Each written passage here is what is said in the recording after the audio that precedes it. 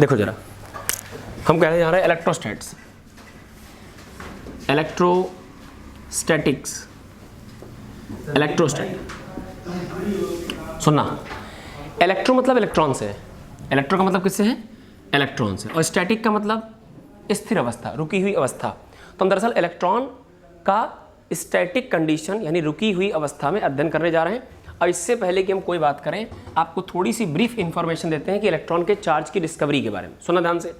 सबसे पहले अगर तुम्हारे पास कोई मटेरियल हो, मान लो कोई मटेरियल है और इस मटेरियल को आप ब्रेक करिए, तो मटेरियल को फोड़ फोड़ के ब्रेक करोगे हथौड़े से, तो छोटे छोटे आपको पार्टिकल मिल जाएंगे। ऐसे तमाम सारे पार्टिकल, ये पार्टिकल, ये पार्टिकल, ये पार्टिकल। पार्टिकल को फिर ब्रेक करोगे तो पार्टिकल सबसे छोटी स्टेज पर चला जाएगा, जिसे हम लोग उसकी मॉलिक्यूलर स्टेज कह सकते हैं। क्या बोल सकते हैं? अरे भाई, सब्सटेंस को तोड़ा तो पार्टिकल मिला, ये क्या मिल गया है? पार्टिकल। और पार्टिकल को ब्रेक करोगे तो क्या मिलेगा? मॉलिक्यूल। और मॉलिक्यूल को ब्रेक करोगे तो क्या मिलेगा? एटम। और एटम को ब्रेक करोगे तो क्या मिलेगा? एटम ब्रेकेबल नहीं होता, एटम टूट नहीं सकता। एटम का नाम ही होता है ए मीन्स नॉट, और टॉम मतलब होता है divisible. A means not, Tom means divisible, अर्थात जो डिविजिबल नहीं, जो अविभाज्य है, उसे एटम कहते हैं।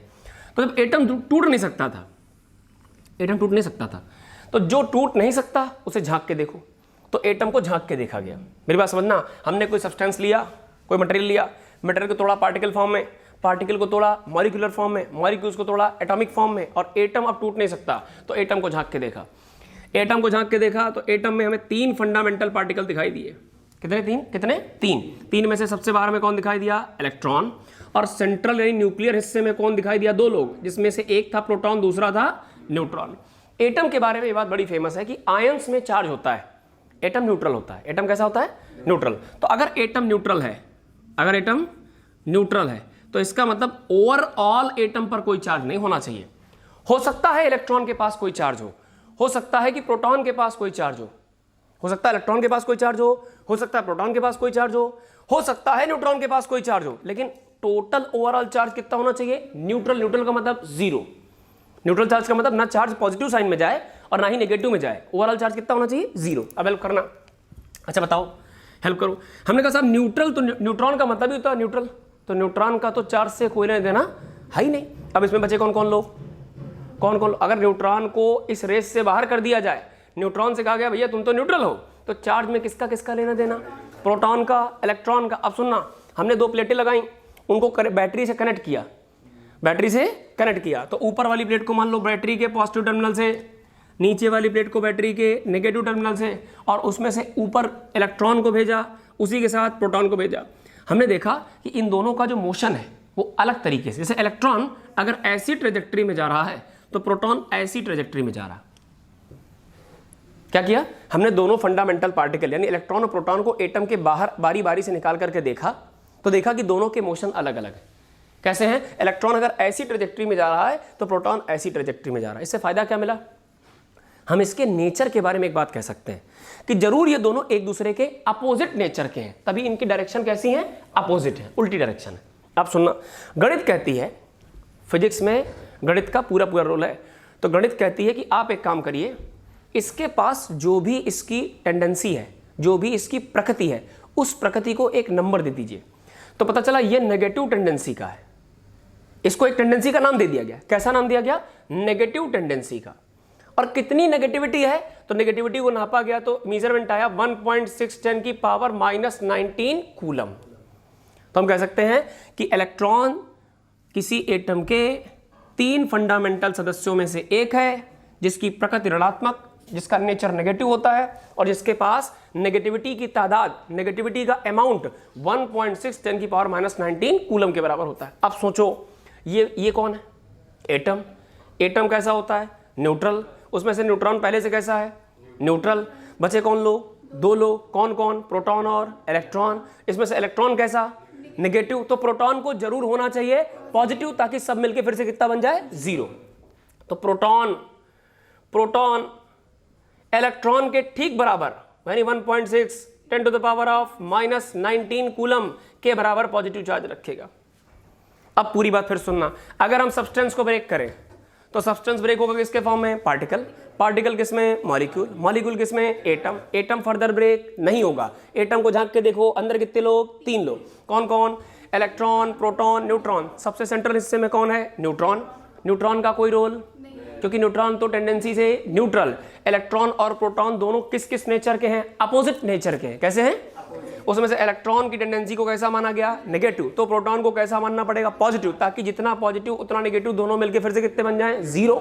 अब जरा देखो, इलेक्ट्रॉन की नेगेटिव टेंडेंसी को माना गया नेगेटिव, इलेक्ट्रॉन की टेंडेंसी को नेगेटिव माना गया। उस नेगेटिविटी का अमाउंट कितना है? 1.6 10 की पावर -19 कूलम। इसे ही इलेक्ट्रॉन का चार्ज कहते हैं। क्या कहते हैं? तो कोई तुमसे पूछे कि इलेक्ट्रॉन पर कितना चार्ज है, तो आप कहोगे सर इलेक्ट्रॉन नेगेटिव टेंडेंसी का, इसमें नेगेटिव 1.6 10 की पावर -19 कूलम के बराबर चार्ज है। तो सुनना, अब ये बात इतनी कहानी बना क्यों बताई? क्योंकि आप जब भी कभी पूरी फिजिक्स में चार्ज पार्टिकल्स की डीलिंग करोगे, चार्ज बॉडी की डीलिंग करोगे, तो कोशिश करना हमेशा आपको इलेक्ट्रॉन पर फोकस करना है। किस पर फोकस करना है? क्यों? प्रोटॉन पर फोकस क्यों नहीं करेंगे? सोच के देखो, अगर आप इस एटम को एनर्जी दो, आप इसको एनर्जी सप्लाई करो, तो एनर्जी सप्लाई करोगे तो एनर्जी बाहर से अंदर जाएगी। एनर्जी सप्लाई करोगे तो एनर्जी यूं करके अंदर जाएगी। तो पहले एनर्जी कौन रिसीव करेगा? इलेक्ट्रॉन की प्रोटॉन? इलेक्ट्रॉन। चूंकि इलेक्ट्रॉन तो सरफेस पर बैठा होता है, बाहर होता है, तो इलेक्ट्रॉन कह रहा है हम जंप करने में कैपेबल हैं। इलेक्ट्रॉन का कहना है कि हम नन्हे से, हम छोटे से पार्टिकल हैं, हमको जरा सी एनर्जी मिली तो हम एटम छोड़ के भाग जाएंगे। तो किसी एक बॉडी से जब इलेक्ट्रॉन दूसरी बॉडी में जाएगा, यानी चार्ज का ट्रांसफर होगा, तो ऐसा करने में इलेक्ट्रॉन ज्यादा एक्टिव होगा एज कंपेयर टू प्रोटॉन, क्योंकि प्रोटॉन अंदरूनी हिस्से में बैठा है। क्या मेरी बात समझ पा रहे हो? अब जरा सुनना, अब जरा सुनिए। इसका मतलब 3 पार्टिकल हैं, इलेक्ट्रॉन, प्रोटॉन और न्यूट्रॉन। तो इलेक्ट्रॉन का नेचर नेगेटिव है और प्रोटॉन का नेचर पॉजिटिव है। दोनों के पास एक जैसा चार्ज है, बस खाली दोनों का नेचर अपोजिट है। चार्ज का मेजरमेंट किसके टर्म्स में होगा? चार्ज का मेजरमेंट किसके टर्म्स में होगा? तो चार्ज का मेजरमेंट कूलम के टर्म्स में होगा। अब सवाल आता है चार्ज फिर क्या है? तो हम कहेंगे चार्ज, अब यहां समझना, चार्ज दरअसल किसी भी मटेरियल की इनहेरेंट प्रॉपर्टी। कैसी प्रॉपर्टी है? ये सुनने में बड़ा अच्छा लग रहा है, कभी कभी थ्योरेटिकल सवाल इस पर बड़ा सुंदर बनेगा। सुनना कैसे? जैसे किसी बॉडी का अगर एग्जिस्टेंस है, ये मार्कर अस्तित्व में है, तभी आपको दिखाई दे रहा है, मुझे भी दिखाई दे रहा है, हम इसको पकड़ पा रहे हैं। इसका मतलब इसके एग्जिस्टेंस के लिए कुछ चीज़ें आवश्यक हैं। जैसे इसमें मास है, इसमें मास है, इसमें वॉल्यूम है, इसने जगह घेर रखी है। अगर इसमें मास है तो मास इसकी इंट्रिंसिक प्रॉपर्टी, इनहेरेंट प्रॉपर्टी। इसी तरीके से मास के साथ साथ वॉल्यूम भी इसकी इनहेरेंट प्रॉपर्टी, मेरी प्रॉपर्टी भी है। हमारे पास मास है, हम अस्तित्व में तभी तक रहेंगे जब तक हमारे पास मास रहेगा, जब तक हमारे पास वॉल्यूम रहेगा, जब तक हम जगह घेरेंगे। उसी तरीके से जिस तरह मास जरूरी है, जिस तरह वॉल्यूम जरूरी है, उसी तरीके से किसी बॉडी के एग्जिस्टेंस के लिए चार्ज भी जरूरी है। हर बॉडी पे चार्ज होता है। हो सकता है चार्ज बैलेंस हो, जितना प्लस हो उतना ही माइनस हो। बॉडी का एटीट्यूड आपको न्यूट्रल समझ में आ रहा हो? क्या मेरी बात समझ पा रहे हो? एक लाइन ऐड करो, एक लाइन लिखिए फटाफट। इतनी सारी बातों में एक लाइन ऐड करिए। चार्ज इज सॉरी पहली हेडिंग क्या डाली? इलेक्ट्रोस्टैटिक्स में लिखो इलेक्ट्रोस्टैटिक इज स्टडी ऑफ, फटाफट पेन चलाइए, थोड़ी रफ्तार तेज रखेंगे आप। Electrostatics is study of charge in static condition. Electrostatics is a study of charge in static condition. In static condition. In static condition. Next line. Next line.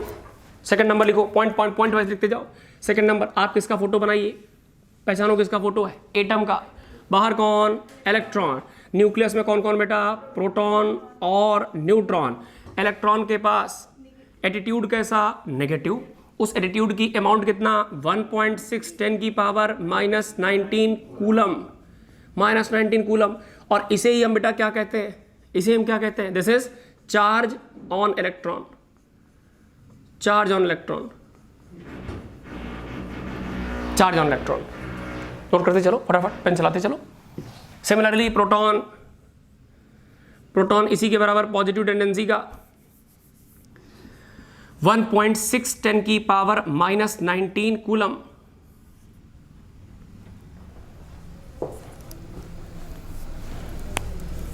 कोई doubt? अब जरा देखिए,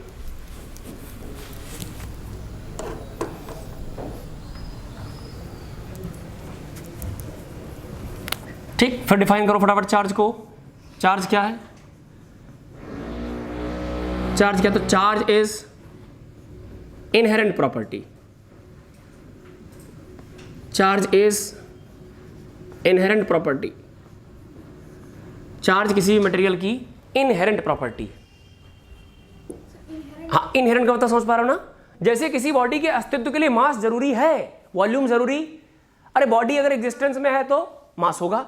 बॉडी अगर एग्जिस्टेंस में है, हमको दिख रही कोई चीज, फील हो रही, महसूस हो रही, इसका मतलब वो अस्तित्व में है और एग्जिस्टेंस में है तो उसमें मास होगा, वॉल्यूम होगा। उस तरीके से उसमें चार्ज भी जरूर होगा। आप ऐसा भी लिख सकते हो कि जहां जहां चार्ज वहां वहां मास। आप ऐसा भी लिख सकते हो जहां जहां मास वहां वहां चार्ज। दोनों बातें सत्य हैं, दोनों बातें सत्य हैं, दोनों बातें डन। ठीक है भाई, कोई डाउट तो नहीं? रफ कर दे बेटा ऐसे, इतनी बात रफ कर दें तो हमारे पास एक बात समझ में आ गई। एक बात समझ में आ गई कि हमारे पास अगर एटम है तो एटम में 3 फंडामेंटल पार्टिकल, इलेक्ट्रॉन, प्रोटॉन और न्यूट्रॉन। इलेक्ट्रॉन के पास नेगेटिव नेचर का चार्ज है, प्रोटॉन के पास पॉजिटिव नेचर का चार्ज है। दोनों के चार्ज आपस में कैसे बराबर। और हम जब भी कभी किसी बॉडी की चार्ज कंडीशन की स्टडी करेंगे तो हमारी पूरी स्टडी फोकस हुआ करेगी किस पर? इलेक्ट्रॉन पर। क्योंकि किसी बॉडी को जैसे ही एनर्जी मिलेगी तो पहले एनर्जी किसके पास पहुंचेगी? इलेक्ट्रॉन के पास, चूंकि सरफेस पर है, बाहर की तरफ है। तो जैसे इलेक्ट्रॉन को एनर्जी मिलेगी, इलेक्ट्रॉन एनर्जाइज होकर के एक बॉडी से दूसरी बॉडी में जंप कर जाएगा। तो चार्ज का ट्रांसफर, किसी बॉडी का चार्ज होना, ये सारा चार्ज का लेन देन कौन डील करने वाला है? इलेक्ट्रॉन। प्रोटॉन कम से कम पार्टिसिपेट करेगा। क्यों? क्योंकि वो एटम के सबसे अंदरूनी सेफ हिस्से में बैठा है। इतनी बात डन। अब जरा देखो, अब जरा देखिए, और चार्ज कैसी प्रॉपर्टी है बेटा? इनहेरेंट। जहां जहां चार्ज वहां वहां मास, ये भी सही है। और जहां जहां मास वहां वहां चार्ज, ये भी सही है। दोनों स्टेटमेंट सही है। सुनना बेटा, अब देखो जरा एक एग्जाम्पल लेके देखते हैं, एक ऑब्जर्वेशन देखते हैं। सपोज करो हमारे पास 2 बॉडी, एक बॉडी ए, एक बॉडी बी, एक बॉडी बी। दोनों बॉडी शक्ल से देखो, क्या इसमें कहीं प्लस माइनस दिखाई दे रहा? नहीं। इसका मतलब शुरुआत में बॉडी ए पर जो चार्ज है वो न्यूट्रल है, कोई चार्ज नहीं, ना प्लस ना माइनस।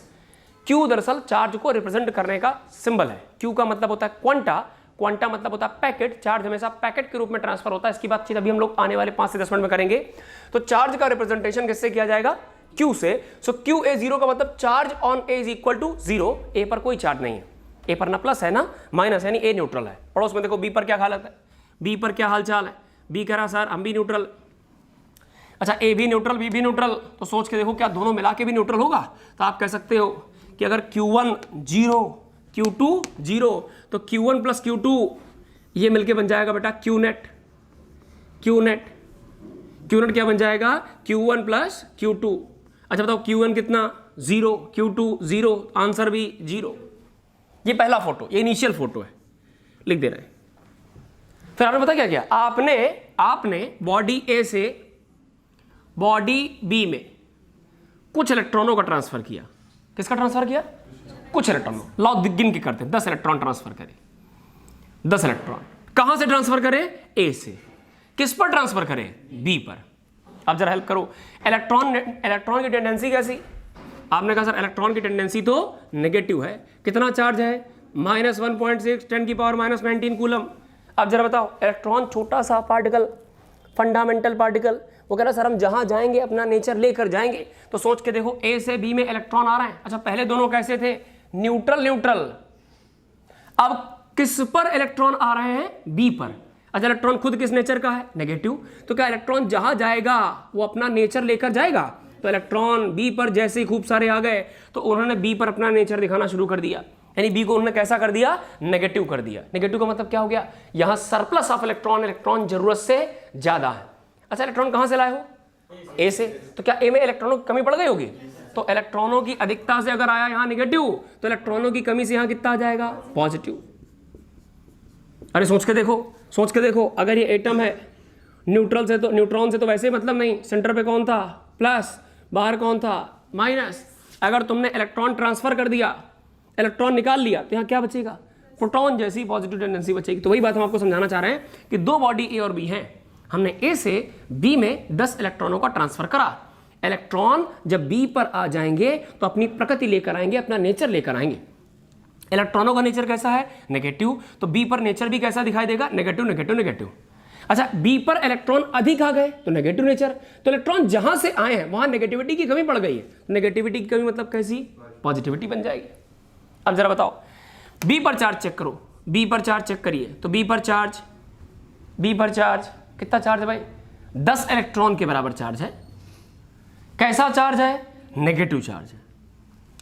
ए पर चेक करो क्या है, ए पर चेक करो, ए कह रहा सर हमने 10 इलेक्ट्रॉन खो दिए, तो इसके पास भी 10 इलेक्ट्रॉन के बराबर चार्ज, लेकिन ये एक्सेस ऑफ इलेक्ट्रॉन है, इलेक्ट्रॉन बढ़ गए, इलेक्ट्रॉन नेगेटिव नेचर का तो नेगेटिविटी बढ़ गई है, यहां इलेक्ट्रॉनों की कमी बढ़ गई है, यहां नेचर कैसा होगा, पॉजिटिव, यहां 10 इलेक्ट्रॉनों के बराबर पॉजिटिव चार्ज है। ये हो गया Q1 बराबर +10E, QB बराबर +10E माइनस 10E, दोनों को ऐड करो, ये क्या बनने जा रहा, ये फिर से बनने जा रहा Q नेट, क्या बनने जा रहा, Q नेट बराबर क्या हो जाएगा, अरे जैसे ऊपर वैसे नीचे, Q नेट बराबर हो जाएगा QA प्लस QB, हेल्प करो बेटा, QA कितना +10E, QB कितना -10E, दोनों का सम कितना 0। ये फाइनल फोटो चेक करो, इनिशियली नेट चार्ज कितना था और फाइनली नेट चार्ज कितना है, इसका मतलब चार्ज में कोई चेंज नहीं आया, नेट चार्ज में कोई चेंज नहीं आया। इसका मतलब चार्ज ना हमने कंस्ट्रक्ट किया और ना ही चार्ज डिस्ट्रक्ट किया, ना चार्ज पैदा किया ना चार्ज नष्ट किया। जैसे पहले फोटो थी मिला जुला के, वैसे अभी भी फोटो आ रही मिला जुला के। हाँ, ये जरूर हुआ है कि इस दौरान हमने चार्ज का क्या करा लिया, ट्रांसफर कराया। So charge can neither be created nor be destroyed, it can only be transferred from one body to another body. Charge पैदा या नष्ट नहीं किया सकता, जैसा पहले था कुल मिलाकर चार्ज वैसा अभी भी है। आप चार्ज को प्रोडक्शन नहीं कर सकते, लेकिन आप चार्ज का ट्रांसफर कर सकते हो। और हमेशा याद रखना, ट्रांसफर किसके रूप में होगा, इलेक्ट्रॉन के रूप में होगा। इलेक्ट्रॉन जहां जाएगा वहां नेगेटिविटी को बढ़ा देगा, तो बॉडी कैसी चार्ज हो जाएगी, नेगेटिव। इलेक्ट्रॉन जहां से जाएगा वहां नेगेटिविटी की कमी आएगी, यानी पॉजिटिविटी आ जाएगी, तो बॉडी पर चार्ज कैसा हो जाएगा, पॉजिटिव। चार्ज कितनी कैटेगरी का, दो कैटेगरी का। पॉजिटिव चार्ज का मतलब लैक ऑफ इलेक्ट्रॉन और नेगेटिव चार्ज का मतलब एक्सेस ऑफ इलेक्ट्रॉन। इन बातों को भी नोट करते चलो। और सुनिए जरा, सुनिए। नेट चार्ज पहले भी 0 था और नेट चार्ज अभी भी 0 है। इसे ही हम लोग कह सकते हैं बेटा, यही कहलाता है principle of conservation of charge. एक बात सुनते जाओ, प्लीज नोट ना करो, नोट मत करिए। Principle of conservation of charge बोल के बताओ क्या कहता है। Principle of conservation of charge क्या कहता है, कहता है नेट चार्ज पहले भी 0 था, नेट चार्ज अभी भी 0 है। ना ही चार्ज को आप कंस्ट्रक्ट कर सकते हैं, ना ही चार्ज को डिस्ट्रक्ट कर सकते हैं, केवल चार्ज को एक बॉडी से दूसरी बॉडी पर ट्रांसफर कर सकते हैं। पहली बात ये हो गया principle of conservation of charge. दूसरा एक और प्रिंसिपल इसमें छुपा हुआ है, ध्यान से देखो। एक बॉडी से दूसरी बॉडी में जब इलेक्ट्रॉन ट्रांसफर किए तो कितने इलेक्ट्रॉन ट्रांसफर किए, 10। जब भी इलेक्ट्रॉन को पढ़ें पर्सोनीफाई करके पढ़ें, पर्सोनीफाई मतलब मानवीकरण करके पढ़िए। आप ये समझिए कि इलेक्ट्रॉन एक ऐसा प्राणी है जिसको तोड़ के नहीं भेजा जा सकता। तो इलेक्ट्रॉन जब भी कभी एक बॉडी से दूसरी बॉडी में जाएगा तो इंटीजर नंबर में जाएगा। 1 इलेक्ट्रॉन जा सकता है, 2 जा सकता है, 10 जा सकते हैं, 100 जा सकते हैं, 1 लाख जा सकते हैं, लेकिन 3.5 इलेक्ट्रॉन नहीं जा सकते, 2.5 इलेक्ट्रॉन नहीं जा सकते। फ्रैक्शन में इलेक्ट्रॉन्स का ट्रांसफर पॉसिबल नहीं है। तो इलेक्ट्रॉन अपने आप में कंप्लीट पैकेट ऑफ चार्ज है, पूरा पैकेट है। लो तो भैया पूरा लो, तोड़ के मत लो। तो इलेक्ट्रॉन अगर कंप्लीट पैकेट है तो इलेक्ट्रॉन का एक बॉडी से दूसरी बॉडी में पैकेट के फॉर्म में ट्रांसफर होगा। चार्ज का एक बॉडी से दूसरी बॉडी में पैकेट के फॉर्म में ट्रांसफर होगा।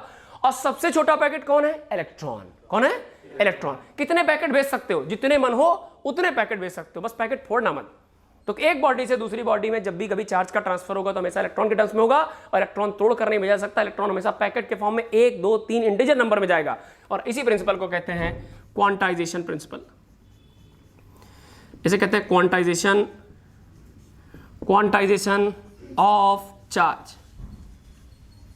Quantization of charge. पहले फोटो बनाओ, ये दोनों बातें लिखो, फिर हम लिखवाते हैं इसमें एक एक लाइन। ध्यान देना, फोटो बना लीजिए एग्जांपल के तौर पर। साइड में 1 नंबर 2 नंबर के नीचे जरा सा एक एक लाइन का स्पेस छोड़ देना, यहां स्पेस छोड़ देना। ये हम लिखवाते हैं अभी।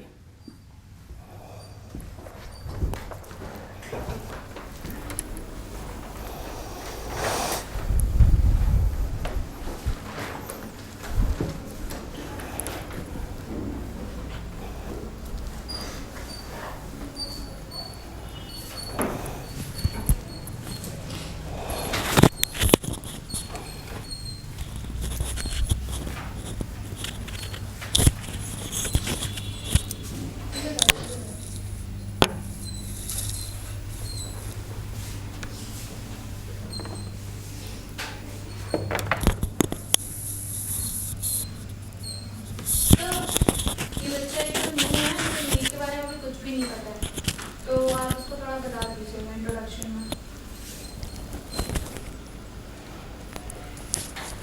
चलिए भाई, क्या रफ कर दें, इतनी बार डन। तो एक एक लाइन लिख लो, थोड़ा थोड़ा तेज फोटो बनाइए। दो बॉडी फिर से इंट्रोड्यूस कर दें। दो बॉडी न्यूट्रल थी, कोई चार्ज नहीं था, बिल्कुल भी चार्ज नहीं था। आपने चार्ज को इलेक्ट्रॉन के फॉर्म में एक बॉडी से दूसरी बॉडी में ट्रांसफ़र करा। जिस बॉडी पर इलेक्ट्रॉन ज़रूरत से ज़्यादा दिखाई दे, आप इसे लिख सकते हैं एक्सेस ऑफ इलेक्ट्रॉन, उस पर नेगेटिव चार्ज होगा। और जिस बॉडी में इलेक्ट्रॉन ज़रूरत से कम हो जाएं, जिससे आपने इलेक्ट्रॉन निकाले, उसमें नेगेटिविटी की कमी आ जाएगी, यानी वो बॉडी पॉजिटिव हो जाएगी। तो this is suffering lack of electron. आप जिस पर नेगेटिव बढ़ा देंगे वो नेगेटिवली चार्ज, जिससे नेगेटिव निकाल लेंगे पॉजिटिवली चार्ज। सर अगर इससे इलेक्ट्रॉन देते तो इस पर कुछ नहीं बचना चाहिए था ना, क्यों? नहीं, हमने कुछ इलेक्ट्रॉन्स निकाले बेटा, इलेक्ट्रॉन्स निकाले हमने। एटम के इलेक्ट्रॉन स्नैच कर लिए, इसको गर्म करके, इसको इलेक्ट्रिक फील्ड में लगा के इलेक्ट्रॉन इससे इस पर ट्रांसफर कर लिए, है ना। अरे बहुत सारा मटेरियल बाकी है, बहुत सारा मटेरियल बाकी, थोड़े से इलेक्ट्रॉन निकाले ट्रांसफर, 10 इलेक्ट्रॉन ट्रांसफर किए। ठीक है भाई, रफ कर दे बेटा, क्या इसे रफ कर दें बच्चों? चलो रफ कर दें। एक लाइन लिखो, एक लाइन लिखिए फटाफट, एक लाइन इसमें लिख लीजिए, इसमें लिख लीजिए। Principle of conservation of charge में लिखो। क्या लिखोगे, जल्दी बोलो फटाफट अपनी लैंग्वेज में। Charge can neither be created nor be destroyed, it can only be transferred from one body to another body। एक एक लाइन बोलना है बेटा, लिखते चलो। Principle of conservation of charge, principle of conservation of charge, charge can neither be created, charge can neither be created, charge बन नहीं सकता, चार्ज नष्ट नहीं हो सकता। Charge can neither be created nor be destroyed,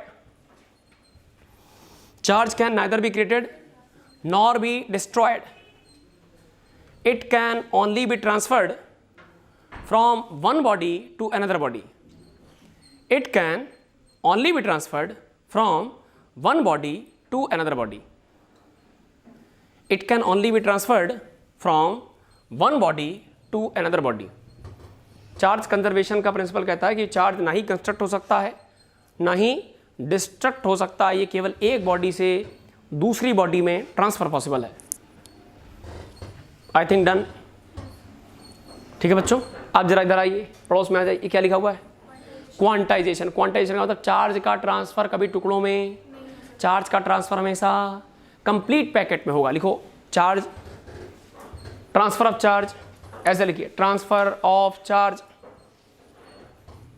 transfer of charge, transfer of charge is only possible, transfer of charge is only possible, transfer of charge is only possible in integral multiple of, transfer of charge is only possible in integral multiple of, in integral multiple of, transfer of charge is only possible in integral multiple of, integral multiple of,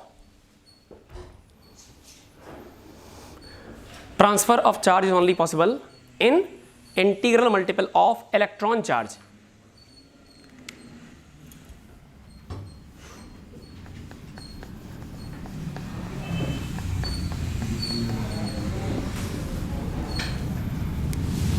transfer of charge is only possible in integral multiple of electron, in integral multiple of electron। बिल्कुल basic सी बातें बेटा, कुछ भी छोड़ेंगे नहीं, है ना। हो सकता है कि एक दो लेक्चर बिल्कुल लगवा लगे, लेकिन आप सीखेंगे सब। सुनिए, क्वांटाइजेशन का मतलब, क्वांटा मतलब होता है पैकेट। तो चार्ज का सबसे छोटा पैकेट कौन है? चार्ज के नाम पर सबसे छोटा पैकेट कौन है? इलेक्ट्रॉन। इलेक्ट्रॉन का नेचर कैसा? नेगेटिव। चार्ज कितना? 1.6 10⁻⁻19 इन टर्म्स ऑफ कूलम। ये यूनिट है चार्ज की, चार्ज को नापने तोलने की यूनिट। अब सुनो ध्यान से, मान लीजिए हमने कहा हमारे पास कोई बॉडी है, किसी ने हमसे एग्जाम्पल के तौर पर क्लेम किया कि उसके पास एक बॉडी है, एक ऑब्जेक्ट है, एक वस्तु है, और इस बॉडी पर उसे कुछ ऐसा दिखाई दिया। कैसा चार्ज दिखाई दिया? पॉजिटिव चार्ज दिखाई दिया। और वो जो पॉजिटिव चार्ज दिखाई दिया, वो चार्ज दिखाई दिया उसे 4.8 × 10⁻⁻16 कूलम, इतना चार्ज दिखाई दिया। अब उसने हमसे कहा कि इस बात को वेरीफाई करिए कि दरअसल इस बॉडी में चल क्या रहा है, इस बॉडी में क्या चल रहा है। हमने कहा बहुत आसान सी बातचीत है, ध्यान से देखो बॉडी में चार्ज कैसा है, पॉजिटिव। अगर इलेक्ट्रॉन ज्यादा होते तो इलेक्ट्रॉन का नेचर कैसा होता है, नेगेटिव। अगर इलेक्ट्रॉन ज्यादा होते तो बॉडी में नेगेटिविटी होती। इलेक्ट्रॉन तो यहां दरअसल कम पड़ गए, इलेक्ट्रॉनों की कमी से क्या आ गया है, पॉजिटिव चार्ज आ गया। लैक ऑफ इलेक्ट्रॉन सफर कर रही बॉडी, तो इस पर कैसा चार्ज आ गया, पॉजिटिव। तो इस बॉडी के बारे में एक बात तो दावे से कही जा सकती है कि यहां पर बताओ लैक ऑफ इलेक्ट्रॉन है कि एक्सेस ऑफ इलेक्ट्रॉन है, लाइक अगर एक्सेस होता, इलेक्ट्रॉन ज्यादा होते तो इलेक्ट्रॉन कैसा नेचर बना देते बॉडी का, नेगेटिव बना देते। लेकिन इलेक्ट्रॉनों की कमी है, इलेक्ट्रॉनों की कमी मतलब बॉडी पर पॉजिटिव चार्ज है। डन। दूसरी बात देखो, किसी ने हमसे कहा ये बात क्या कह रही, आपने कहा सर में ज्यादा कुछ तो नहीं आता, बस इतना आता है कि किसी बॉडी पर जो चार्ज होगा वो चार्ज बराबर होगा इलेक्ट्रॉन के इंटीग्रल मल्टीपल के। यही बात को आपने लिखा है प्रिंसिपल ऑफ क्वांटाइजेशन में, देखिए आपने यही बात लिखी है कि किसी बॉडी पर अवेलेबल चार्ज, किसी बॉडी पर जो चार्ज है वो हमेशा इलेक्ट्रॉन के चार्ज का परफेक्ट मल्टीपल होगा, पूर्ण गुणज होगा। 1 गुना, 2 गुना, 10 गुना, 100 गुना, 1000 गुना, 1 लाख गुना, 4.3 गुना नहीं हो सकता, 2/3 गुना नहीं हो सकता, 1.5 गुना नहीं हो सकता। डेसिमल में नंबर पॉसिबल नहीं है, दशमलव संख्या पॉसिबल नहीं, फ्रैक्शन पॉसिबल नहीं। तो आओ चेक कर लेते हैं, चेक कर ले। हम कभी किसी बॉडी पर अगर अमाउंट ऑफ चार्ज दिया जाएगा, बॉडी पर अगर मैग्नीट्यूड ऑफ चार्ज दे देगा, हमसे टेस्टिंग करने के लिए ये कह दे कि चेक करो क्या इस बॉडी पर इतना चार्ज पॉसिबल है, तो हम सीधे इस फॉर्मूले की हेल्प लेंगे, Q बराबर Na। Q मतलब चार्ज, N मतलब नंबर ऑफ इलेक्ट्रॉन और E मतलब इलेक्ट्रॉन का खुद का चार्ज। आओ जरा Q की जगह Q रखो, और हाँ कैलकुलेशन के वक्त किसी भी चिन्ह का इस्तेमाल नहीं करना। जैसे बॉडी में चाहे पॉजिटिव चार्ज होता और चाहे नेगेटिव, हम कैलकुलेशन में किसी भी साइन का इस्तेमाल नहीं करेंगे, हम सीधे Q की जगह Q की वैल्यू, N की जगह N की वैल्यू और E की जगह इलेक्ट्रॉन के चार्ज की वैल्यू रखेंगे, इलेक्ट्रॉन का साइन इस्तेमाल नहीं करेंगे। क्या मेरी बात समझ रहे हो, पक्का? इधर आइए, Q बोलो, Q बोलो कितना बेटा, चार्ज कितना है, 4.8 10⁻⁻16 इन टर्म्स ऑफ कूलम, शाबाश, इज इक्वल टू N क्या है, नंबर, किसका नंबर, इलेक्ट्रॉनों का नंबर, इलेक्ट्रॉनों का नंबर इज इक्वल टू हरी मल्टीप्लाई बाय E कितना है, इलेक्ट्रॉन का चार्ज कितना है, 1.6 10⁻⁻19 in terms of coulomb. Coulomb से कूलम कैंसिल, 16 1 जा 16, 3 जा 16, 3 48, 3 गुना, ये बना बेटा 3 इंटू 10⁻⁻16 अपॉन, इसे उठा के नीचे फेंक दो, नीचे फेंक दो, 10⁻⁻19 बराबर, ये यहीं रखा, इसे यहीं रखा, इसे नीचे फेंक दिया, इधर अकेला कौन बचा, N। हेल्प करना, 3 इंटू 10⁻⁻, माइनस का 16 और नीचे से -19 आएगा तो ऊपर प्लस का 19 बन जाएगा, is equal to N, is equal to N। तो N बराबर क्या बन जाएगा, 3 इंटू 10⁻, ध्यान से देखो 19 में से 16 चले गए, 3, N बराबर, हेल्प करो 3, 1 2 3, ये किसका संख्या है, किसका नंबर है, ये हमसे पहले बता चुके हैं। अरे किसी बॉडी पर चार्ज इलेक्ट्रॉनों के नंबर के बराबर होती है, तो ये किसका नंबर निकल के आया है, इलेक्ट्रॉनों का नंबर निकल कर आया है, शाबाश। तो ये इलेक्ट्रॉन्स की संख्या है, इलेक्ट्रॉन्स ऐसे लिख दे रहे हैं, थोड़ी सी हिंदी भाषा, इलेक्ट्रॉन्स की संख्या है। ऐसा सोच के बताओ, किसी बॉडी में 3000 इलेक्ट्रॉन का लेन देन हो सकता है क्या, किसी बॉडी में 3000 या किन्हीं दो बॉडी के बीच में 3000 इलेक्ट्रॉन का लेन देन हो सकता है क्या, अरे बिल्कुल हो सकता है, 3 लाख का हो सकता है, 3000 तो बहुत छोटा अमाउंट है, 3 करोड़ का, 3 अरब का लेन देन हो सकता है। लेकिन एक बात है, होगा हमेशा इंटीजर नंबर में। 3000 कैसी संख्या है, क्या इसमें दशमलव का इस्तेमाल है, क्या इसमें भिन्न का इस्तेमाल है, फ्रैक्शन का कुछ है, ये एक इंटीजर नंबर है। अगर कभी किसी बॉडी पर चार्ज दिया जाए, सुनना, एक अगला एग्जांपल तुम्हें करना है, अगला एग्जांपल आपको करना है, हम आपसे कहें कि किसी बॉडी पर आप चार्ज देख करके बता दोगे कि कमी है कि ज्यादा, प्लस है तो मतलब इलेक्ट्रॉनों की कमी है, और माइनस है तो इलेक्ट्रॉन ज्यादा है। डन। अच्छा एक बात और बताओ, किसी बॉडी पर जो चार्ज दिया जाएगा उसे हमेशा किससे कंपेयर करो, Q बराबर, अगर n एक इंटीजर नंबर यानी कि पूर्ण संख्या आई, कंप्लीट नंबर आया, तो इसका मतलब ये बात सत्य है, ये बात सही है, हो सकती है, पॉसिबल है। और अगर यही नंबर डेसिमल में आता या फ्रैक्शन में आता तो ये बात गलत थी, झूठ बात थी, इन जानकारी सही नहीं है। क्या बात समझ गए? फटाफट इसे एग्जाम्पल के फॉर्म में नोट करें, अगला सवाल तुरंत देखिए, ठीक 30 सेकंड का समय आपके पास, 30 सेकंड्स। रफ्तार धीरे धीरे बढ़ाएंगे बेटा, बिल्कुल टेंशन लीजिए, बिल्कुल बेसिक बातों से अच्छे लेवल तक पढ़ेंगे, कुछ भी छोड़ेंगे नहीं, बेहतर से बेहतर एग्जाम्पल। बस अभी शुरुआत में रफ्तार, पहला टर्न है, बिल्कुल अचानक से हवा में नहीं उड़ेंगे, आप मेरे साथ गियर अप हो जाएं, फिर हम जो चाहेंगे वो रफ्तार चला लेंगे। फटाफट नोट करो बेटा, फटाफट।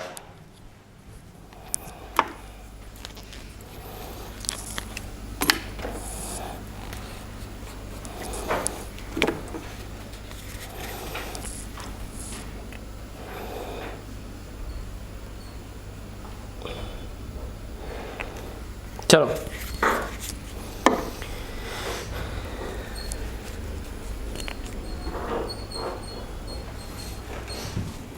रफ कर दे बेटा, रफ कर दे, थोड़ा जल्दी करें। एक और छोटा सा एग्जांपल, फिर चलते हैं हम लोग अपने बहुत बेसिक मुद्दे की तरफ, जिसका नाम है इलेक्ट्रिक फील्ड इंटेंसिटी। वहां से थोड़ा सा लेवल और अच्छा हो जाएगा।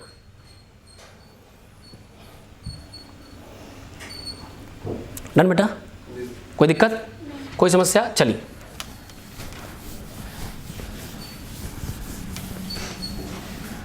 इसे आराम से नोट कर लीजिए। अब मुझे एक और बात बताइए, रफ कर दे बेटा, इसे रफ कर दे। चलो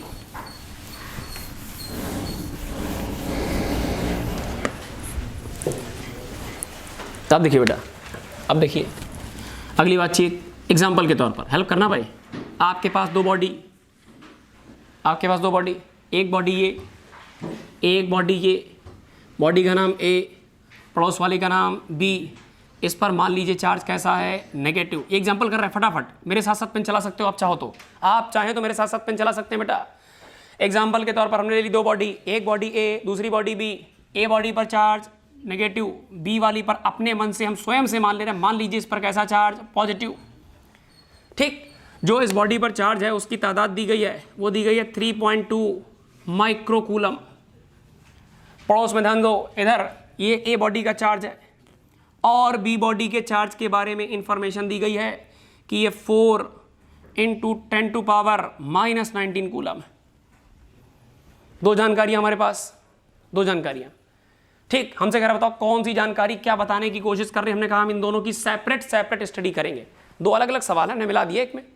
तो पहले बताओ ए बॉडी के बारे में क्या स्टेटमेंट कहते हो। आपने कहा सर ए बॉडी के बारे में एक स्टेटमेंट तो हम खुल के कह सकते हैं कि बॉडी में नेगेटिव चार्ज है, मतलब इलेक्ट्रॉनों की संख्या जरूरत से ज्यादा है। क्योंकि इलेक्ट्रॉन किस नेचर का, नेगेटिव, तो इलेक्ट्रॉन जहां जाएगा वहां नेगेटिविटी को बढ़ाएगा। ए पर जरूर इलेक्ट्रॉन बढ़ गए हैं, तभी बॉडी कैसी दिखाई दे रही, नेगेटिव। तो एक बात तो दावे के साथ कही जा सकती है कि इस बॉडी में इलेक्ट्रॉन लैक में है कि एक्सेस में है, एक्सेस में। डन, एक बात डन हो गई। दूसरी बात सुनिए बेटा, आपसे कहा गया चेक करो क्या ये वास्तविकता में चार्ज पॉसिबल है बॉडी पर। हमने कहा ज्यादा टेस्टिंग तो नहीं आती, हमें एक फार्मूला आता है बिल्कुल नन्हा सा, और फार्मूला कहता है Q बराबर N × E। Q क्या है, बॉडी का चार्ज, N क्या है, इलेक्ट्रॉनों का नंबर, E क्या है, इलेक्ट्रॉन का अपना चार्ज, इलेक्ट्रॉन का अपना फंडामेंटल चार्ज हमें शायद रखेंगे -1.6 × 10⁻⁻19 in terms of coulomb. Formula लगाते वक्त किसी भी चिन्ह का इस्तेमाल नहीं करना है। आइए क्यों कितना बेटा, 3.2। पड़ोस में क्या लिखा है, माइक्रो मतलब 10⁻⁻6 इन टर्म्स ऑफ कूलम बराबर। क्यू का मामला कंप्लीट हो गया, खोल के लिख लिया हमने इसको। एन इलेक्ट्रॉनों की संख्या, ई इलेक्ट्रॉन का चार्ज, इलेक्ट्रॉन का इंडिविजुअल चार्ज कितना, उड़ाओ ऊपर से, चिन्ह मत इस्तेमाल करना, 1.6 10⁻⁻19 in terms of coulomb. Coulomb से कूलम कैंसिल, 16 1 जा 16, 16 2 जा 16 1 के 16, 16 दूनी 32, ये बन जाएगा 2 × 10⁻⁻6 बराबर n × 10⁻⁻19। 10⁻⁻19 को नीचे फेंक दीजिए, हटाइए इसको यहाँ से, हटाइए, यहाँ फेंक दीजिए 10⁻⁻19, नीचे से ऊपर ले जाओ, बन जाएगा 2 × 10⁻। सुनना बेटा, क्या नेगेटिव नंबर ऊपर जाके पॉजिटिव बन जाएगा, क्या 19 में से 6 जाएगा, क्या आंसर 13 बचेगा। इलेक्ट्रॉनों की संख्या, क्या यह संभव है, क्यों संभव है, अरे भैया ये लिखा है 2 0 0 0 0 0 0 0 13 टाइम्स, तो ये एक इंटीजर नंबर है कि फ्रैक्शन नंबर है, इंटीजर नंबर है। क्या इंटीजर नंबर पॉसिबल है, इंटीजर नंबर पॉसिबल है, ये चेक कर रहे हैं कि transfer of electron in terms of integer होना चाहिए। इलेक्ट्रॉन का जो लेन देन हो वो हमेशा किसकी संख्या में हो, इंटीजर संख्या में हो, तो ये पॉसिबल है।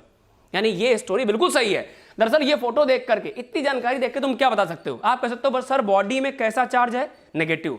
तो बॉडी, एक मिनट होल्ड करो, यहाँ देखो, यहाँ देखिए, आपने इस फोटो को देख के और इस जानकारी को देख के क्या क्या बताया, आपने दो बातें बताई। क्या बताया, पहले फोटो देखा, शकल देख के तुमने क्या बता दिया, एक्सेस ऑफ इलेक्ट्रॉन। डेटा देख के तुमने क्या बता दिया, कितने इलेक्ट्रॉनों की कमी है, कितने इलेक्ट्रॉन ज्यादा हैं, कितने 2 × 10⁻13 इलेक्ट्रॉन ज्यादा है कि कम है, ज्यादा है। चेक कर लिया, पड़ोस में आओ, पड़ोस में आओ, शकल देख के बताओ क्या कह रहा है बॉडी कह रहा, अगर इलेक्ट्रॉन ज्यादा होते नेगेटिव, इलेक्ट्रॉन कम है तभी तो पॉजिटिव। तो ये बताओ लैक है इलेक्ट्रॉन का कि एक्सेस है, ये लैक ऑफ इलेक्ट्रॉन है, लैक ऑफ इलेक्ट्रॉन। फोटो देख के बता दिया, बताओ कितने चार्ज का हिसाब किताब है, आपने कहा सर ज्यादा कुछ तो नहीं आता, छोटा सा फार्मूला आता है, Q बराबर एनी, Q बराबर एनी। Q बोलो बेटा, Q बॉडी पे चार्ज कितना है? 4 into 10 to the power of -19 is equal to n, पता नहीं, E कौन है? इलेक्ट्रॉन का निजी चार्ज। कितना चार्ज होता है? 1.6, चिन्ह का इस्तेमाल नहीं करना, 1.6 10 की पावर ऑफ -19 कूलम। ध्यान से देखो, कूलम से coulomb, 10 to power -19, 10 to power -19। ध्यान से देखो, n बराबर 4 को रखिए ऊपर, नीचे ले आइए कितना? 1.6, करो डिवीजन करो। कुछ काटापीटी हो सकती है क्या? एक काम कर, डेसिमल हटाइए, 0 बढ़ाइए, 8 से काटिए 2 बार, 8 से काटिए 5 बार, 5/2 का मतलब 2.5, आंसर 2.5। हेल्प करो, डेटा क्या कहना चाहता है? डेटा कहना चाहता है, प्लीज सुनते रहना बेटा, बिल्कुल छोटी छोटी बातें हैं, अभी लेवल बढ़ेगा। हमने आपसे कहा डेटा देख, शकल देख के क्या बताया? बॉडी पे चार्ज कैसा था? पॉजिटिव। तो इसका मतलब बॉडी पे इलेक्ट्रॉन ज्यादा कि कम पड़ गए, तभी तो इलेक्ट्रॉनों की कमी से नेगेटिविटी की कमी है, इसका मतलब बॉडी पॉजिटिव दिखाई दे रही है। तो लैक ऑफ इलेक्ट्रॉन, डेटा क्या दिया था? 4 10 to power -19 coulomb charge. Check करा तो पता चला n बराबर 2.5 इलेक्ट्रॉनों की कमी है, 2.5 इलेक्ट्रॉनों की कमी है। ऐसा हो सकता है क्या? अरे 2 इलेक्ट्रॉन की कमी हो सकती है, 3 की कमी हो सकती है, 2.5 की कमी नहीं। इसका मतलब ये जानकारी गलत जानकारी, इट इज नॉट पॉसिबल, ये पॉसिबल नहीं, नॉट पॉसिबल। ये इंफॉर्मेशन सही नहीं। क्लियर हो गया? अब चलें हम लोग, 30 सेकंड जल्दी नोट करें, फटाफट नोट करिए।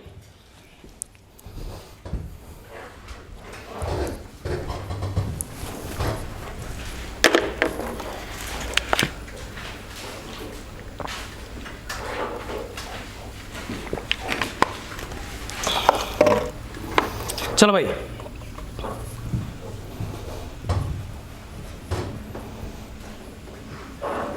एक बिल्कुल नन्हा सवाल, बिल्कुल नन्हा सा सवाल, ये पूछना मेरा कर्तव्य है कि नन्हा सवाल है क्या। सुनो, ये वेक्टर वाले बच्चे तो नहीं आ गए आज? वेक्टर वाले, तो बेटा वेक्टर के लिए हम थोड़ी सी माफ़ी इसलिए चाहेंगे क्योंकि आज टर्न पता नहीं था हमें कि अनाउंस होना है। आज ये नया बैच है जिसमें इलेक्ट्रो यानी सेकंड पेपर स्टार्ट हुआ है। ये 12 से 2 चलेगा बेटा, 12 से 2 इलेक्ट्रो यानी सेकंड पेपर, और उधर 2 से 4 मोशन इन 1D जो भी चल रहा जैसा। सुनना, अब दरअसल वो बैच अपने टाइम पे चलेगा, उसमें भी पूरा सिलेबस खत्म होगा। ये बैच अपने नए टाइम पर, ये न्यू बैच है, इसमें उल्टा शुरू कर रहे हैं, इसमें इलेक्ट्रो शुरू कर रहे हैं, इसमें भी पूरा सिलेबस खत्म होगा। तो चाहे जिस एक बैच में हो, स्टेबल रहना। बात समझ गया ना? कोई दिक्कत नहीं, आज आ गए हो तो कोई, हाँ बेटा दोनों में आई, कोई समस्या नहीं, दोनों में आ सकते, दोनों में आई। सिलेबस जल्दी खत्म करना, दोनों में आ जाओ। उधर फर्स्ट पेपर पढ़ते रहो, इधर सेकंड। 12 बजे आओ, 4 बजे तक का बढ़िया शो देखिए, 12 से 4 पूरी physics first paper plus second paper, और क्या, समझ गया ना? तो आज के लिए थोड़ा कंप्रोमाइज ये कर लो बेटा कि आज अगर आप आ गए हो वेक्टर पढ़ने के मूड से, तो उसके लिए हम कल समय दे देंगे। कल हम एक एडिशनल टाइम निकाल करके, और जिन बच्चों का वेक्टर में जो भी पार्ट छूटा हुआ है वो हम कंप्लीट करा देंगे, ठीक है ना? तो कल हमें बेटा याद ही नहीं था, एक्चुअली हमने जब अनाउंस किया इसके बाद मुझे पता चला कि आज नया बैच स्टार्ट हो गया। अगर हमको जरा सी भी जानकारी होती तो हम एक बार मैसेज करवा देते, पता नहीं चला। आज हम आए तो पता चला कि यह मामला ऐसा है कुछ। हाँ इसमें, अरे अभी बंद जाओ, साथ में मजा आएगा। ये तो बेसिक थे, अभी आ रहा है, अब बिल्कुल लेट नहीं है, कोई दिक्कत नहीं। आज का लेक्चर अगर किसी छूट भी गया तो कल थोड़ी बहुत प्रॉब्लम हो सकती है, लेकिन वो कनेक्टिविटी में सब चीज़ें सीखेगा फिर से, परेशान ना हो बेटा आप,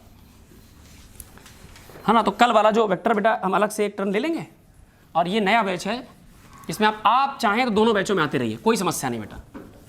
दोनों बैचों में पूरा सिलेबस खत्म होगा, बस खाली पैटर्न उल्टा है। ऐसा है ताकि जो बच्चे जल्दी कोर्स खत्म करने के इच्छुक हैं वो दोनों बैचों में आकर के कोर्स फिनिश कर सकते हैं, बिल्कुल रेगुलर रफ्तार से। मेरा उद्देश्य है, ठीक है? चले भाई आ जाइए। अब चलो हेडिंग डाल दीजिए, इंपॉर्टेंट हेडिंग, सबके लिए बिल्कुल लगभग नई बात। हेडिंग डाल दीजिए इलेक्ट्रिक फील्ड, हेडिंग डाल दीजिए, सही लिखा है, फिर से electric field, electric field and electric field intensity, and electric field intensity सबके लिए लगभग नई बात, सबके लिए नई बात। सुनना बेटा, हेल्प करो, पहले बताइए, अगर आपके पास, अब मुझसे कनेक्ट हो जाओ बेटा, अगर आपके पास ऐसा कुछ फोटो दिखाई दे, पहचान के बताना कौन है ये, पहचानिए कौन है ये? एक बार मैग्नेट है, नेचुरल डिजाइन मैग्नेट है। अच्छा, मैग्नेट के पड़ोस में अगर छोटी सी ऐसी डब्बी रख दी जाए, इसे क्या कहते हो? कंपास। तो कंपास भी अपने आप में एक छोटा सा मैग्नेट है। कंपास की निडल होती है वो इटसेल्फ है मैग्नेट। अगर कंपास जैसी छोटी सी मैग्नेटिक डिवाइस को किसी मैग्नेट के पास में रखा जाए तो ये डिफ्लेक्शन देती है, हिलती डुलती है। यानी अगर मैग्नेट को छुपा दो और कंपास हिल डुल रही है तो तुम दावे के साथ कह सकते हो सर आस पास जरूर कहीं मैग्नेट रखा है। इतनी बटन, यानी कंपास किसे एक्सपीरियंस कर पा रही है? कंपास किसे महसूस कर पा रही? मैग्नेट के फील्ड को महसूस कर रही, मैग्नेट की प्रेजेंस को महसूस कर रही। और जवाब दो जरा। मान लीजिए अर्थ जैसे मास की बात करें, ये अर्थ जैसा हैवी मास है, अर्थ जैसा हैवी मास। आप कोशिश करिए अर्थ से ऊपर की तरफ जंप करने की, आप कोशिश करिए आप अर्थ से ऊपर जंप करो और कुछ इस कदर जंप करो कि हमेशा हमेशा के लिए ऊपर चले जाओ। क्या ऐसा पॉसिबल है? नहीं पॉसिबल। क्यों? क्योंकि आप जाओगे ऊपर की तरफ और आप पर एक परमानेंट पुल काम कर रहा होगा नीचे की तरफ, जो आपको वापस बार बार ले आएगा। कौन ला रहा है? कौन ला रहा है? आप कहोगे सर अर्थ के आसपास जरूर कोई स्ट्रांग फील्ड है जो हमें बार बार कहां की तरफ खींच रहा है? नीचे की तरफ, अर्थ के सेंटर की तरफ खींच रहा है। तो सुनना, मैग्नेट के आसपास जो फील्ड होगा उसको हम नाम देंगे मैग्नेटिक फील्ड। क्या नाम देंगे? Magnetic field. ठीक उसी तरीके से अर्थ के आसपास जो फील्ड होगा जिसे आप महसूस कर सकते हो उसे हम नाम देंगे बेटा ग्रेविटेशनल फील्ड। क्या नाम देंगे? Gravitational field. ठीक इसी तरीके से किसी भी चार्ज पार्टिकल के आसपास, किसी भी चार्ज पार्टिकल के आसपास कोई दूसरा छोटा सा चार्ज पार्टिकल रखो, ये बताओ यहीं रहेगा या इंटरेक्शन करेगा? ये चुपचाप बैठा रहेगा कि दोनों के बीच कुछ कुछ होगा? कुछ कुछ तो होना चाहिए ना। ये वाला किस नेचर का है और ये वाला भी किस नेचर का है? क्या सिमिलर नेचर के लोग एक दूसरे को पसंद करेंगे कि रिपेल करेंगे? तो क्या इस टेस्ट चार्ज पार्टिकल पर धक्का लगेगा? धक्का लगेगा। अच्छा, ये वाला अगर फिक्स कर दिया जाए तो क्या ये वाला इसे धक्का कहां की तरफ मारेगा? बाहर की तरफ। धक्का मतलब फोर्स। सुनना ध्यान से, हमने इस चार्ज पार्टिकल से पूछा क्या तुम कुछ महसूस कर रहे हो? इसका कहना यस सर हम फोर्स महसूस कर रहे हैं। हमने कहा किसकी वजह से? ये कह रहा सर इसकी वजह से। इसका मतलब ये चार्ज पार्टिकल भी कुछ महसूस कर रहा है। अच्छा बताओ, कंपास के मैग्नेट के आसपास कैसा फील्ड? Magnetic field. अर्थ जैसे मास के आसपास कैसा फील्ड? Gravitational field. तो किसी चार्ज के आसपास जो ये महसूस कर रहा है उसका नाम इलेक्ट्रिक फील्ड। क्या नाम पड़ेगा? Electric field. इतनी बात डन। अब सुनना, इलेक्ट्रिक फील्ड अलग बात है, इलेक्ट्रिक फील्ड इंटेंसिटी अलग बात है। चार्ज पार्टिकल, कोई भी चार्ज पार्टिकल, किसी भी चार्ज पार्टिकल की सराउंडिंग में जो फील्ड महसूस कर रहा है, जो भी कुछ महसूस कर रहा है, वो सब क्या कहलाएगा? Electric field. लेकिन इलेक्ट्रिक फील्ड कितना ताकतवर है ये बात कौन बताएगा? Electric field intensity. हेल्प करना हमारी। मान लीजिए मैं आपसे कहूं कि इस फिक्स चार्ज पार्टिकल, बड़ा हैवी चार्ज पार्टिकल, इसका अपना भौकाल अपने क्षेत्र में, इसने अपने आसपास खूब सारी फील्ड बचा रखी है, इसका नाम इलेक्ट्रिक फील्ड रखा है इसने। तो इसको मान लीजिए आप यहां से यहां चले जाइए, यहां एक चार्ज पार्टिकल रख लीजिए Q0, फिर इसी चार्ज पार्टिकल को थोड़ा शिफ्ट करिए, दूसरी पोजीशन पर रख लीजिए, यहां रख लीजिए Q0, फिर इसी चार्ज पार्टिकल को थोड़ा और दूर शिफ्ट करिए, 3 नंबर पर रख लीजिए Q0। हेल्प करना बेटा, ये चार्ज पार्टिकल क्या अपने आसपास कोई फील्ड बनाएगा? फील्ड का नाम इलेक्ट्रिक फील्ड। इसे महसूस कौन करेगा? दूसरा चार्ज पार्टिकल जिसका नाम टेस्ट चार्ज पार्टिकल। क्या नाम है? Test charge. हेल्प करना, टेस्ट चार्ज पार्टिकल क्या जो फील्ड 1 नंबर पोजीशन पर महसूस कर रहा है वही फील्ड 2 नंबर पर, वही फील्ड 3 नंबर पर की अलग अलग महसूस? हेल्प करना एक बात और, क्या जो फील्ड यहां महसूस कर रहा है उससे कमजोर फील्ड यहां महसूस करेगा, उससे कमजोर फील्ड यहां महसूस करेगा, क्योंकि जैसे जैसे दूर जाता जाएगा इफेक्ट कमजोर होता जाएगा। सहमत है सभी लोग? अब हेल्प करो, क्या जो फील्ड यहां महसूस हो रहा था वही फील्ड यहां महसूस होगा? नहीं, फील्ड हमेशा चेंज होता रहेगा। तो सुनना, जो फील्ड की इंटेंसिटी, जो फील्ड की ताकत, जो फील्ड की इंटेंसिटी, जो फील्ड की ताकत यहां थी वही फील्ड की इंटेंसिटी या ताकत यहां पर नहीं होगी, यानी दोनों इंटेंसिटी में फर्क होगा। चार्ज पार्टिकल कह रहा इसके पड़ोस में हम एक फील्ड महसूस कर रहे हैं जिसका नाम इलेक्ट्रिक फील्ड है, लेकिन वो फील्ड हमें यहां और यहां अलग अलग महसूस हो रही। तो फील्ड कितने ताकतवर महसूस हो रही, ये टर्म हमें कौन बताएगा? Electric field intensity. जैसे आप दावे के साथ एक बात कह सकते हो कि सर अगर ये करीब रखा होगा तो इन दोनों के बीच इंटरेक्शन कुछ ज्यादा होगा, जैसे इसे दूर शिफ्ट करोगे इंटरेक्शन थोड़ा कम हो जाएगा, और दूर शिफ्ट करोगे इंटरेक्शन और कम हो जाएगा। तो एक बात कह सकते हो दावे से कि सर इस पॉइंट पर जो इंटेंसिटी महसूस हो रही है, इंटेंसिटी 1 नंबर, उससे कम इंटेंसिटी 2 नंबर, सबसे कम इंटेंसिटी 3 नंबर। तो ऑर्डर लिखने के लिए कहा जाए तो कहोगे 1 नंबर की इंटेंसिटी सबसे ज्यादा, उससे कमजोर इंटेंसिटी 2 नंबर और सबसे कमजोर 3 नंबर। तो चार्ज के आसपास कौन सा फील्ड होगा? Electric field. और इलेक्ट्रिक फील्ड को कोई चार्ज पार्टिकल कितनी ताकत से महसूस कर रहा है, ये बात कौन बताएगा? Electric field intensity. क्या दो बातें डन हो गई? अब जरा सुनिए, सुनते जाना बेटा, अब इसमें से कुछ नोट करने वाला नहीं, छोटी कहानी बनना ही। अब जरा देखो, हमने कहा हमारे पास मान लीजिए पहला इलेक्ट्रिक फील्ड का रिजल्ट निकलने जा रहा है। मान लीजिए आपके पास कोई पॉइंट चार्ज है। कौन सा चार्ज है? Point charge. अच्छा बताओ, पॉइंट का मतलब क्या पॉइंट चार्ज ही पॉइंट चार्ज होगा? नहीं, सुनना, ये सब टर्म कैसे हैं? रिलेटिव टर्म है। आपको बताया था हमने, जैसे चींटी हमारे लिए कैसी है? पॉइंट ऑब्जेक्ट, और हम चींटी के लिए कैसे हैं? इनफाइनाइट ऑब्जेक्ट हैं। ये सब डिपेंड करता है रेफरेंस फ्रेम पर, आप किसी चीज़ को किसके कंपैरिजन में देख रहे हो। जैसे एग्जांपल के तौर पर कोई आदमी अगर 100 का नोट लिए है तो किसी करोड़पति के सामने एक पॉइंट ऑब्जेक्ट है, और उस 100 के नोट वाले आदमी के लिए वो करोड़पति आदमी इनफाइनाइट। क्या मेरी बात समझ पा रहे हो? तो हमारे पास एक नन्हा सा चार्ज पार्टिकल है, और मान लीजिए चार्ज पार्टिकल का अमाउंट कितना रख लेते हैं हम लोग? Q, और इसका नेचर कैसा रख लें बेटा? प्लस। हेल्प करो, इस पर इलेक्ट्रॉन ज़्यादा है कि कम है? अभी बताया, जो बताया उसको पूछते चलेंगे, इस पर इलेक्ट्रॉन ज़्यादा है कि कम है? अगर इलेक्ट्रॉन ज़्यादा होते तो क्या एक्सेस ऑफ इलेक्ट्रॉन होता? तो इलेक्ट्रॉन अगर लदे होते इस पर तो क्या नेगेटिविटी को बढ़ा देते? इलेक्ट्रॉन जरूर इस पर कम है, तभी इस पर क्या आ गई है? पॉजिटिविटी। शाबाश। अच्छा बताओ, इस Q चार्ज के आसपास कुछ दूरी पर चले जाओ। कितनी दूरी पर चले जाओ? R। कितनी पर चले जाओ? R। अच्छा बताओ, अगर यहाँ कोई पॉइंट सेलेक्ट कर ले और पॉइंट का नाम रख दें P, क्या इस P पॉइंट पर तुम्हें कुछ महसूस होगा? अगर आप एक चार्ज पार्टिकल हैं, आपको P पॉइंट पर खड़ा कर दिया जाए, आप कोई फील्ड महसूस करेंगे? कौन सी फील्ड महसूस करेंगे? Electric field. किसकी वजह से महसूस करेंगे? Q। तो Q किसका काम करेगा? सोर्स का। किसका काम करेगा? अब सुनो, किसी Q चार्ज की वजह से यहां पर बनने वाला इलेक्ट्रिक फील्ड, उसकी ताकत को नापने के लिए हमने इस्तेमाल किया टर्म इलेक्ट्रिक फील्ड इंटेंसिटी। इसे रिप्रेजेंट किससे करेंगे? E से। और कोई भी फील्ड इंटेंसिटी अपने आप में वेक्टर क्वांटिटी है। वेक्टर का मतलब इसमें मैग्नीट्यूड भी होगा और डायरेक्शन भी होगी। तो Q चार्ज पार्टिकल के सराउंडिंग में एक फील्ड था, नाम इलेक्ट्रिक फील्ड था। इलेक्ट्रिक फील्ड कितना ताकतवर है, यह टेस्ट करने के लिए टर्म इस्तेमाल किया गया इलेक्ट्रिक फील्ड इंटेंसिटी। और electric field intensity is directly proportional to magnitude of charge. इस जगह की electric field intensity, electric field की ताकत डिपेंड करती है कि सोर्स कितना ताकतवर है। सोच के देखो, अगर इसको 2Q कर दे तो यहां इलेक्ट्रिक फील्ड की ताकत वैसी रहेगी, बढ़ जाएगी? अगर 4Q कर दे तो ताकत और बढ़ जाएगी। इसको और बड़ा कर दो ताकत और। तो किसी पॉइंट पर इलेक्ट्रिक फील्ड की इंटेंसिटी डिपेंड करेगी किस पर? मैग्नीट्यूड ऑफ चार्ज पार्टिकल के डायरेक्टली प्रोपोर्शनल, और साथ ही साथ यही प्रोपोर्शनल होगी डिस्टेंस के स्क्वायर के इनवर्सली। यानी किसी पॉइंट पर इलेक्ट्रिक फील्ड की इंटेंसिटी डिस्टेंस के स्क्वायर के इनवर्सली प्रोपोर्शनल। इनवर्स का मतलब क्या होता है? इनवर्स का मतलब होता है किसी एक को बढ़ाओगे तो दूसरा वाला घटेगा। अरे बात अभी हम लोगों ने देखी थी कि जैसे जैसे डिस्टेंस को बढ़ाते जाओगे, बताओ फील्ड ताकतवर होती जाएगी, कमजोर होती जाएगी? कमजोर होती। तो जैसे जैसे R बढ़ाओगे वैसे वैसे इलेक्ट्रिक फील्ड इंटेंसिटी कमजोर हो जाएगी। अब इलेक्ट्रोस्टैटिक्स या पूरी फिजिक्स कहती जब भी कभी आप प्रोपोर्शनलिटी हटाओगे तो हमेशा आप एक कांस्टेंट का इस्तेमाल करो। किसका?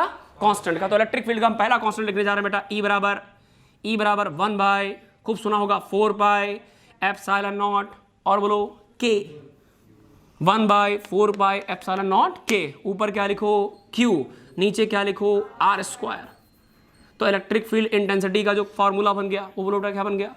E बराबर 1/4 पाई epsilon not Q upon R square. पूरी बातों का जवाब देना। चार्ज पार्टिकल के आसपास कौन सा फील्ड होगा? Electric field. इलेक्ट्रिक फील्ड की ताकत कौन बताएगा? Electric field intensity. सिंबल कौन सा इस्तेमाल करोगे? E क्या है? Electric field intensity. दुनिया की कोई भी फील्ड इंटेंसिटी हमेशा कैसी क्वांटिटी? Vector quantity. हेल्प करना, ग्रेविटेशनल फील्ड इंटेंसिटी वेक्टर है, मैग्नेटिक फील्ड इंटेंसिटी वेक्टर है, इलेक्ट्रिक फील्ड इंटेंसिटी वेक्टर है। कोई भी इंटेंसिटी अपने आप में वेक्टर क्वांटिटी। हेल्प करो, किसी पॉइंट पर इलेक्ट्रिक फील्ड की इंटेंसिटी किन दो बातों पर डिपेंड करेगी? एक तो मैग्नीट्यूड ऑफ चार्ज कितना है और दूसरा डिस्टेंस कितना है।